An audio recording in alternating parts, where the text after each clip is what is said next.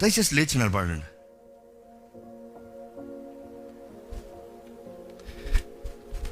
మీ chair చుట్టూ ఒక circle వేయండి.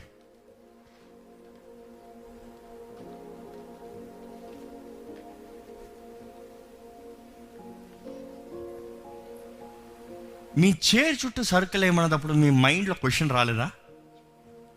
ఎందుకేమంటారు? వేస్తే ఏమొచ్చింది, ఎందుకు వేయాలి, ఇంతవరకు బాగానే ఉంటాం. కానీ ఒక సర్కిల్ ఏమంటే you start to think. That is a human mind set. That is a human mind set. యెరికోను దాని రాజును పరాక్రమము గల శూరులను నీ చేతికి అప్పగించుచున్నాను. మీరందరూ యుద్ధ సన్నద్ధులై పట్టణమును ఆవరించి ఒక మారు దాని చుట్టూ తిరగవలెను. మనం చూడండి, దేవుడు చెప్పిన మాట చేశాడా లేదా?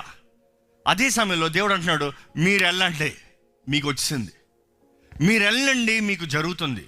You go, you take it. మీరు వెళ్ళండి, మార్చ్ అరౌండ్ ద సిటీ. చదవండి. అలాగూ 6 దినములు చేయిచూ రావాలి. 6 దినములు ఎక్కడ? జెరికో.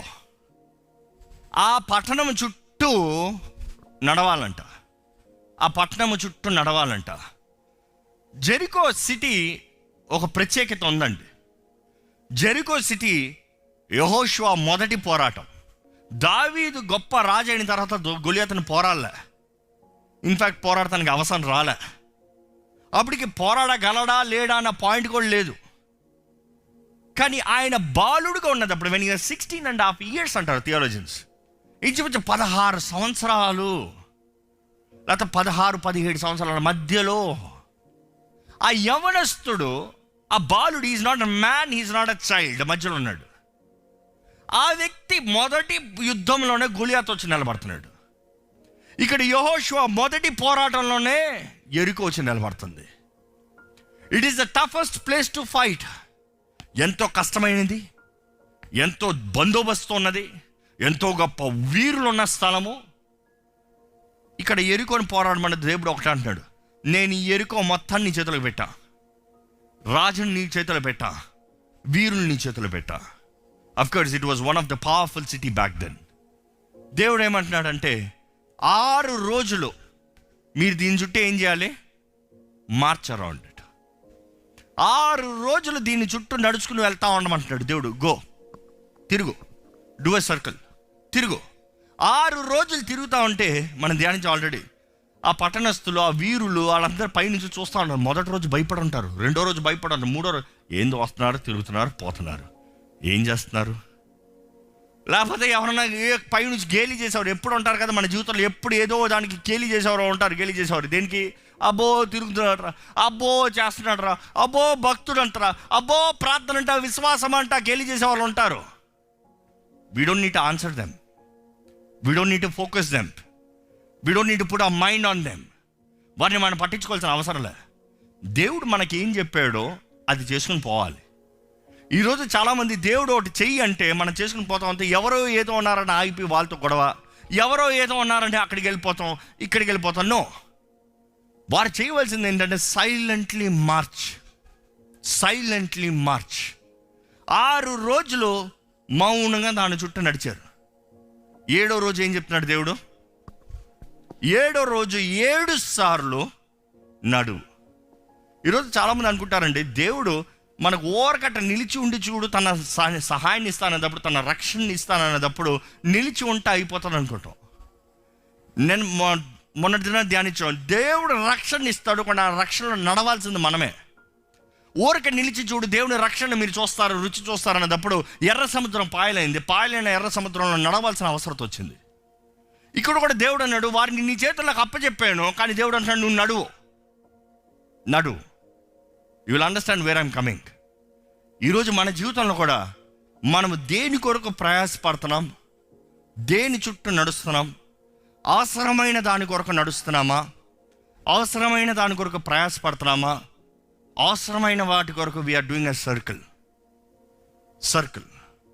ఇక్కడ చూస్తే వారు 7వ రోజున 7 సార్లు నడవలసింది వచ్చి మందసప్పి పెట్టి ముందుగా దేవుడు అంటున్నాడు, మీరు మాత్రం నడుస్తాం కాదు, మీ ముందు నా సన్నిధి వెళ్ళాలి. దేవుడు అంటాడు, నీ వెళ్తాం కాదు, నీ ముందు నా మందసభ పెట్టి ఉండాలి. The arc is the covenant. నిబంధన చేయబడిన నా మందసభ పెట్టి ముందెళ్ళాలి. ఆ మందసభ పెట్టికి సాదృశ్యం ఆయన సన్నిధి. దానికి ముందుగా వీరేంటంటే ర్యామ్స్ హార్న్, 7 ర్యామ్స్ హార్న్ నా దగ్గర ఉంది, ఇంట్లో రేపు తెస్తా. దాని కొమ్ముని నరికి దాన్ని ఊదుతారు. ఊదితే వస్తుంది సౌండ్, ఎంతో గంభీరంగా వస్తుంది. దేవుడు అంటాడు, గంభీరంగా నా సన్నిధితో మీరందరు నడవండి. మీరు అనుకోవచ్చు, నేను నడవాలంటే నాకు భయమో, నేను నడవాలంటే ఏమవుతుందో తెలీదో, నేను నడుస్తే జయం ఉంటుందో లేదో, మీరంతటా మీరు నడుస్తే అవ్వదు. కానీ దేవుడు అంటున్నాడు, ముందుగా యాజకులు గంభీర ధ్వని నా మందసాన్ని ఎత్తుకుని వారు నడుస్తున్నారు, వారి వెనకాల మీరు నడవండి. ధైర్యం ఉంటుందా రాదా? సింపుల్గా చెప్పాలంటే దేవుడు తానే మీ ముందు నడుస్తున్నాడు. దేవుడు ఉన్నాడు అనేది కనబరుస్తుంది. ద సౌండ్, ద రెజనెన్స్, దేవుడు ఉన్నాడు. ఆ గంభీరమైన సౌండ్ వచ్చేటప్పుడు గాడ్స్ ప్రెజెన్స్ ఇస్ దేర్. దేవుడు ఉన్నాడు, వెనకాల నడవమంటున్నాడు. మన జీవితంలో మనంతటా మనం నడవాలంటే భయపడతామండి. కానీ దేవుని సన్నిధి మన ముందు ఉంది, దేవుడు మనతో ఉన్నాడు అని తెలిసి మనం నడవాలనుకో, ధైర్యంగా నడుస్తాం. ఈరోజు మీకు ఇంకో ప్రశ్న వేస్తున్నాను, మీ జీవితంలో మీ ముందుగా దేవుని సన్నిధి ఉందా? దేవుని సన్నిధి ఉందా?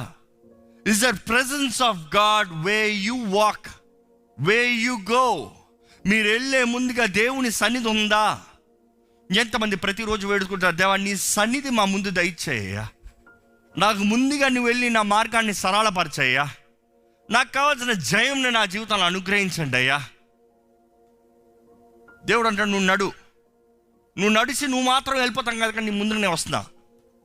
నువ్వు నడు, నీ ముందుగా నేనున్నా. నువ్వు నడు, నీ తోడు నేనున్నా. 6 రోజులు నడు, 7వ రోజు 7 సార్లు ఉన్నాడు. ఏంటి పనిష్మెంటా?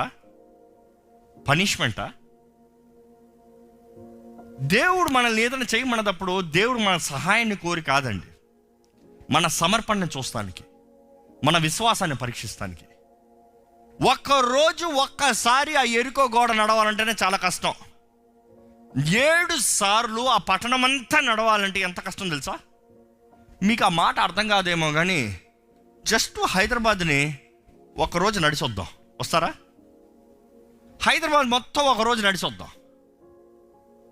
ఒకరోజు 6 రోజులు నడిచిన తర్వాత ఫస్ట్ రోజు ఈజీగా ఉంటుందా, నాకు స్టామినా ఉంది, కొంచెం నొప్పిలే. రెండోసారి కొంచెం వాసిపోతాయి. 4వ రోజుకి అబ్బా నడవలేకపోతున్నా, కాలు కింద పెట్టలేకపోతున్నా. 6 రోజులు అయింది. 7వ రోజుకి 7 సార్లు నడవాలంట. ఒక్కరోజు నడుస్తామే కష్టం అంటే 7 సార్లు 7వ రోజు నడుస్తాం ఎంత కష్టం. ఈరోజు చాలా మందికి అలాగే ఉంటుంది. 7 సార్లు నడిచిన తర్వాత అప్పుడు శత్రువుని కొట్టాలంట. నాకు బలమే ఉండదు, నేను ఓడిపోతాను, నేను రాను, నాకు బలమే ఉండదు, నేను చేయలేను, నాకు బలమే ఉండదు, నాకు కుదరదు. Excuse me. మన జీవితంలో మనం చూడాలండి, మన శక్తి, మన బలము, మనమి, మంది, నాది అంటే దేవుడు అంటాడు, నీదంతా పోవాలి బయటికి, నీదంతా డ్రైనెడ్ అయిపోవాలి. Let all your might say I cannot, నాకు కుదరదు అననే దేవుడు అంటాడు. అప్పుడు నా శక్తిని చూస్తాను. నాకు కావాల్సింది నీ సమర్పణ, నీ విశ్వాసము, నీ త్యాగము. ఈరోజు మన జీవితంలో విశ్వాసము, సమర్పణ, త్యాగం ఉందా అండి? దేవుడు మన జీవితంలో విశ్వాసం, సమర్పణ, త్యాగాన్ని చూడగలుగుతున్నాడు అండి? ఈరోజు సర్వశక్తిమంతుడైన దేవుడు అంటున్నాడు, నేను నీ ముందుగా నడుస్తున్నాను, యు కమ్ బిహైండ్ మీ. మిమ్మల్ని ఒంటరి వారిగా విడిచిపెట్టలేదని యేసుప్రభు కూడా చెప్పాడండి. నా ఆత్మని మీ తోడిచ్చాడు. ఈరోజు ఎంతో సంతోషకరమైన, ఆనందకరమైన విషయం ఏంటి తెలుసా? నేను ఎప్పుడు చెప్తా ఉంటాను చాలామందితో. కొంతమంది అంటారు, దేవా ఇశ్రాయేలుకి ముందుకెళ్ళిన దేవా మాకు కూడా ఈరోజు ముందుకెళ్ళాయి అంట. నేను అంటాను చాలాసార్లు, అంత అక్కర్లేదులే. ఈరోజు ఇశ్రాయేలుకి దేవుడు ముందుగా మందసప్పపెట్టులోంచి వెళ్ళాల్సిన అవసరం వచ్చింది. ఈరోజు ఆ దేవుడు ఏం చేస్తున్నాడు తెలుసా? ఈ మందసప్పపెట్టులో అంటున్నాడు, హల్లెలూయా, మనలో నివసిస్తున్నాడు. ఇది ఆయన దేహము, ఈ దేహము ఆయన ఆలయము, ఇందులో ఆయన నివసిస్తున్నాడు. అంటే ఆయన ముందు వెళ్ళిన తర్వాత వెనకాల అక్కర్లే. ఎందుకు చెప్పనా అంత సంతోషంగా చెప్తున్నాను? ఆయన మన ముందుగా వెళ్ళి మనకి వెనకాల రా అని నడుచుకుని వచ్చే దేవుడు, చెప్పే దేవుడు మాత్రమే కాదు, కానీ ఈరోజు ఆ దేవుడు మనలో ఉండి పరిశుద్ధాత్ముడు మనకు శక్తిని ఇస్తాడు. Which means he will make you the undoable, undeniable. అంటే నేను చేయలేను, నాకు కుదరలేదు, నాకు చేత కాదు అన్నది కూడా ఆయన శక్తి ఇస్తే, నన్ను బలపరచు క్రీస్తుని బట్టి నాకు సమస్తము సాధ్యమే.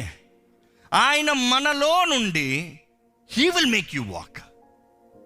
కానీ ఈరోజు కావాల్సిందంటే ద విల్, మన ఇష్టం, మన కోరిక, మన సమర్పణ కింద పెట్టగలుగుతున్నామా? నా అనేది పక్కన పెట్టగలుగుతున్నామా? దేవుడు అంటున్నాడు 7వ రోజు 7 సార్లు నడిచి బోరలను ఊది 5వ వచనం చదవండి. మానక కొమ్ములతో వారు ధ్వని చేయుచుండగా మీరు బూరల ధ్వని విన్నప్పుడు జనులందరూ ఆర్భాటముగా కేకలు వేయవలెను. Robbie, get me some shofar. Shofar, SHOFAR, shofar sound. Okay, ఈ బోరలతో ఏమంటున్నాడు? మానక long blast on the trumpets. ఇది లాంగ్ బ్లాస్ట్ తెచ్చుంటే చాలా బాగుంటుంది. లాంగ్ బ్లాస్ట్ అంటే వెళ్తూనే ఉంటుంది, మనం ఎంత ఊపిరి ఉందో అంతా. అక్కడ ఏమంటున్నాడు? ఊదేది కొడతనే ఉండాలి, ఆపకూడదు. బోర్లు ఊదుతా ఉంటే ద హోల్ ఆర్మీ పోరాడతానికి వచ్చిన వాళ్ళంతా ఏం చేయాలంట? కేకలు వేస్తారు. ఆర్భాటంగా, మామూలు కేకలు కాదు. ఆర్భాట కేకలు వేరు, మామూలు కేకలు వేరు, తెలుసు కదా. మామూలు కేకలు అంటే హల్లెలూయా, ఆర్భాట కేకలు అంతే చచ్చినోడు లేచాడు. ఎలా ఉంటుంది ఆర్భాటం? మీరు పోగొట్టిందంటే మీ చేతులకు మరలా పెట్టబడింది. ఎలా ఉంటుంది? ఏదైతే పోతారు ఎవడ కొడతానికి వస్తున్నాడు, కొడతారు, వాడు చెత్త కొట్టబడి మీ మందు పడ్డాడు. ఎలా ఉంటుంది? దేవుడు అంటున్నాడు, ఇవన్నీ అవుతానికి ముందుగానే, ఎరికో మీ చేతుల్లోకి వస్తానికి ముందే మీరు చెయ్యాలి. ఎరికో కొడతానికి ముందే, రాజు చస్తానికి ముందే, ఆర్మీ గనులందరూ వారు మరణిస్తానికి ముందే మీరు చెయ్యాలి. The act of faith. ఈరోజు మన జీవితంలో is there the act of faith? విశ్వాసం ఉందా అండి? ఈరోజు మన జీవితంలో విశ్వాసంతో ఏదైనా చేసి చూపించగలుగుతున్నామా? దేవా, నువ్వు ఇస్తే నేను ఇస్తాను కాదు, నువ్వు చేస్తే నేను చేస్తాను కాదు, నువ్వు ఇస్తావని నాకు తెలుసు, నువ్వు చేస్తావని నాకు తెలుసు, కాబట్టి ఇదిగో నేను చేస్తున్నాను, ముందుగా నేను పొందుకుంటాను, ఐఆమ్ రెడీ. ఈరోజు మన జీవితంలో వ్యక్తిగత ట్రాన్స్ఫర్మేషన్ ఉన్నప్పుడు ఇట్స్ ఆల్వేస్ హ్యావింగ్ ఫెయిత్. ఈ లోకం అంటే హ్యావింగ్ ఫెయిత్ అంటే కనబడని దానిని నమ్ముతాము. Yes, louder please. ఇంకా గట్టిగా, ఎంతో గంభీరంగా ఉంటుంది. Go on.